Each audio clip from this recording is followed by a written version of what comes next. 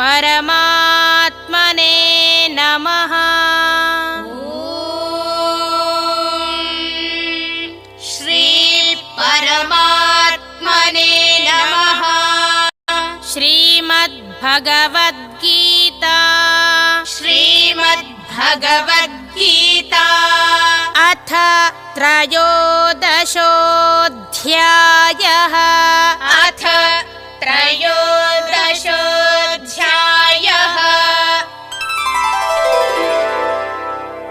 श्रीभगवानुवाच श्रीभगवानुवाच इदं शरीरं कौन्तेय इदं शरीरं कौन्तेय क्षेत्रमित्यभिधीयते क्षेत्रमित्यभिधीयते एतद्यो वेत्ति तं प्राहुः एतद्यो वेत्ति तं प्राहुः क्षेत्रज्ञ इति तद्विदः क्षेत्रज्ञ इति तद्विदः क्षेत्रज्ञं चापि मां विद्धि क्षेत्रज्ञं चापि मां विद्धि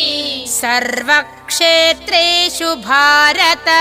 सर्वक्षेत्रेषु भारत क्षेत्रक्षेत्रज्ञयोर्ज्ञानम् क्षेत्रक्षेत्रज्ञयोर्ज्ञानम्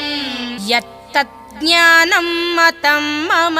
यत्तज्ज्ञानं मतं मम तत्क्षेत्रं यच्च यादृक् च तत्क्षेत्रं यच्च यादृक् च यद्विकारि यतश्च यत् यद्विकारि यतश्च यत् स च यो यत्प्रभावश्च स च यो यत्प्रभावश्च तत्समासेन मे शृणु तत्समासेन मे शृणु ऋषिभिर्बहुधा गीतम् ऋषिभिर्बहुधा गीतम् छन्दोभिर्विविधैः पृथक् छन्दोभिर्विविधैः पृथक् ब्रह्मसूत्रपदैश्चैव ब्रह्मसूत्रपदैश्चैव हेतुमद्भिर्विनिश्चितैः हेतुमद्भिर्विनिश्चितैः महाभूतान्यहङ्कारो महाभूतान्यहङ्कारो बुद्धिरव्यक्तमेव च बुद्धिरव्यक्तमेव च इन्द्रियाणि दशैकं च इन्द्रियाणि दशैकं च पञ्चचेन्द्रियगोचराः पञ्चचेन्द्रियगोचराः इच्छा द्वेषः सुखं दुःखम् इच्छा द्वेषः सुखं दुःखम् सङ्घातश्चेतना धृतिः सङ्घातश्चेतना धृतिः एतत् क्षेत्रं समासेन एतत् क्षेत्रं समासेन सविकारमुदाहृतम् सविकारमुदाहृतम् अमानित्वमदम्भित्वम् अमानित्वमदम्भित्वम् अहिंसा क्षान्तिरार्जवम् अहिंसा क्षान्तिरार्जवम् आचार्योपासनं शौचम् आचार्योपासनं शौचम् स्थैर्यमात्मविनिग्रहः स्थैर्यमात्मविनिग्रहः इन्द्रियार्थेषु वैराग्यम् इन्द्रियार्थेषु वैराग्यम् अनहङ्कार एव च अनहङ्कार एव च जन्म मृत्युजरा व्याधि जन्म मृत्युजरा व्याधि दुःखदोषानुदर्शनम् दुःखदोषानुदर्शनम् असक्तिरनभिष्वङ्गः असक्तिरनभिष्वङ्गः पुत्रदारगृहादिषु पुत्रदारगृहादिषु नित्यं च समचित्तत्वम् नित्यं च समचित्तत्वम् इष्टानिष्टोपपत्तिषु इष्टानिष्टोपपत्तिषु मयि चानन्ययोगेन मयि चानन्ययोगेन भक्तिरव्यभिचारिणी भक्तिरव्यभिचारिणी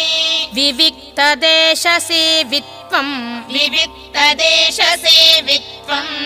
अरतिर्जनसंसदि अरतिर्जनसंसदि अध्यात्मज्ञाननित्यत्वम् अध्यात्मज्ञाननित्यत्वम् तत्त्वज्ञानार्थदर्शनम् तत्त्वज्ञानार्थदर्शनम् एतज्ज्ञानमिति प्रोक्तम् एतज्ज्ञानमिति प्रोक्तम् अज्ञानं यदतोऽन्यथा अज्ञानं यदतोऽन्यथा ज्ञेयं यत्तत् प्रवक्ष्यामि ज्ञेयं यत्तत् प्रवक्ष्यामि यज्ञात्वामृतमश्नुते यज्ञात्वामृतमश्नुते अनादिमत्परं ब्रह्म अनादिमत्परं ब्रह्म न सत्तन्नासदुच्यते न सत्तन्नासदुच्यते सर्वतः पाणिपादं तत् सर्वतः पाणिपादं तत् सर्वतोक्षिशिरोमुखम् सर्वतोक्षिशिरोमुखम् सर्वतः श्रुतिमल्लोके सर्वतः श्रुतिमल्लोके सर्वमावृत्य तिष्ठति सर्वमावृत्य तिष्ठति सर्वेन्द्रियगुणाभासम् सर्वेन्द्रियगुणाभासम् सर्वेन्द्रियविवर्जितम् सर्वेन्द्रियविवर्जितम् असक्तं सर्वभृच्चैव असक्तं सर्वभृच्चैव निर्गुणं गुणभोक्तृ च निर्गुणं गुणभोक्तृ च बहिरन्तश्च भूतानां बहिरन्तश्च भूतानाम् अचरं चरमेव च अचरं चरमेव च सूक्ष्मत्वात् तदविज्ञेयम् सूक्ष्मत्वात् तदविज्ञेयम् दूरस्थं चान्तिके च तत् दूरस्थं चान्तिके च तत्